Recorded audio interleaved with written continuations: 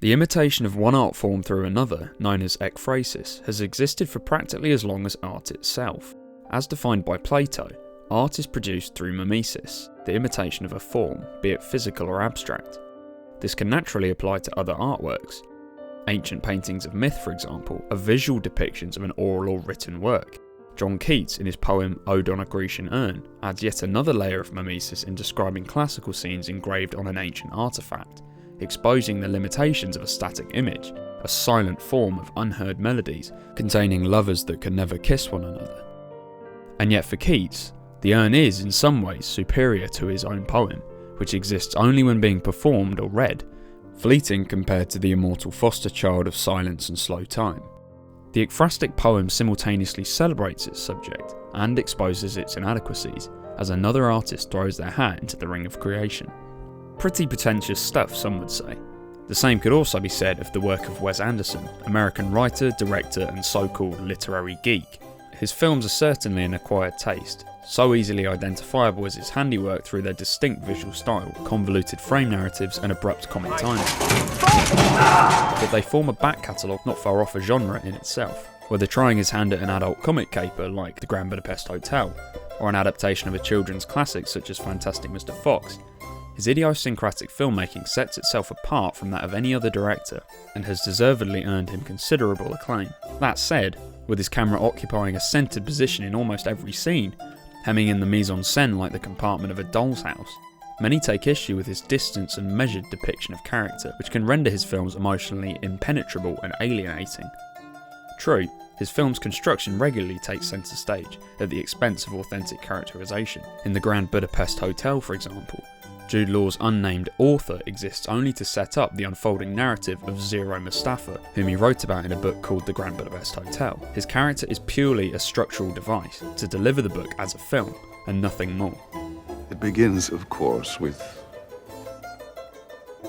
Fantastic Mr. Fox also gets its structure from its literary source, with the title appearing in the opening credits in the form of the book's front cover, transitioning from an illustration of Fox standing by a tree to the fully animated scene.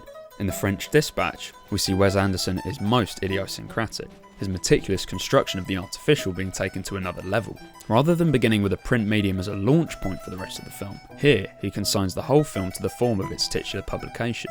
In loving homage to The New Yorker, Anderson creates the Dispatch as a foreign outlet for the fictional American newspaper Liberty, Kansas Evening Sun, in the town of Ennui-sur-Blaze, which literally translates to boredom upon indifference, which features a staff of eccentric journalists and critics. The film begins as a commemoration of the death of the editor, Arthur Howitzer Jr. As with Grand Budapest's author, Murray's character features sparingly to unite the disparate anthological elements of the film. The Dispatch produces a commemorative edition reissuing 4 articles written previously by the aforementioned journalists. These 4 articles become 4 short stories in a larger anthology, but Anderson never lets you forget the print medium which the film is emulating. In The French Dispatch, he employs cinematic ekphrasis to make art about art.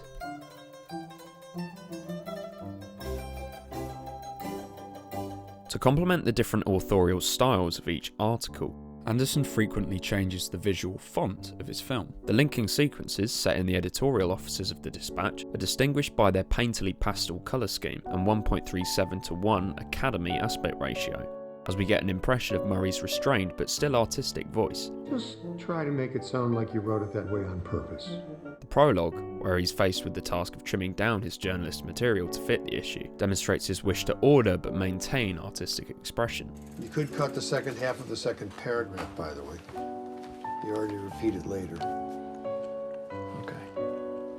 When diving into the articles themselves, Anderson uncharacteristically adopts a black and white aesthetic as a kind of baseline, letting the tales come to life from their printed ink. Of course, the film can't simply be a newspaper. By definition, its medium of oral and visual presentation results in different effects to just the written word. Additionally, despite their real-world inspirations, the articles are fictional stories designed not only to provoke but entertain, more so than an informative or investigative piece of journalism. This being the case, the film has to go beyond the capabilities of what it's referencing and make a reflective comment upon itself. As well as its use of narrative voiceover, weaving language into the texture of the film, it also draws on cartoons, music, television, theatre, and even static art. There are multiple instances of tableau vivant, where the actors hold their position to construct a snapshot of a bombastic scene, as if in a photograph. Wes Anderson, despite his obvious love for the printed word and physical media, inevitably exposes their limits in his ekphrastic film.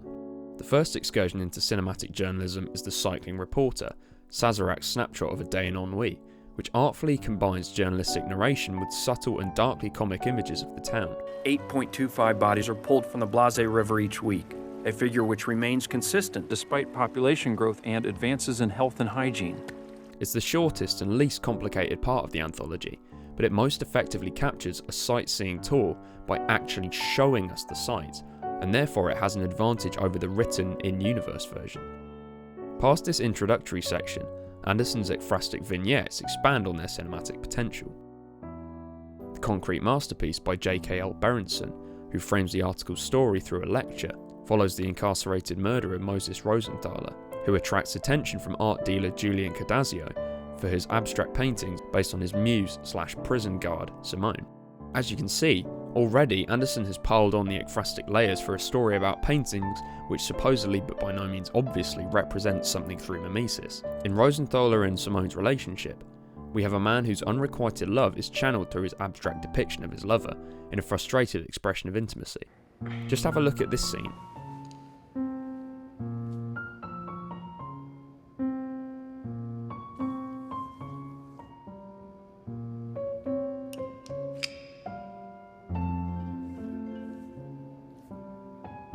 It's quite literally touching, albeit followed by a deserved slap from Simone, but it posits an interesting idea about the relationship between artist and subject. Here, the subject briefly becomes the canvas as the artist imposes his creative will onto the thing he's supposedly trying to recreate. It demonstrates the artist's love for what they're painting, or painting on, but also functions as a deviation from a detached artistic mimesis.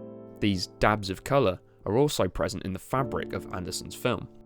Extended periods of black and white are interrupted by flashes of colour in moments of sudden inspiration, as the film, and by extension Anderson, tries to overreach the boundaries of the chosen medium, to paint onto what's being painted.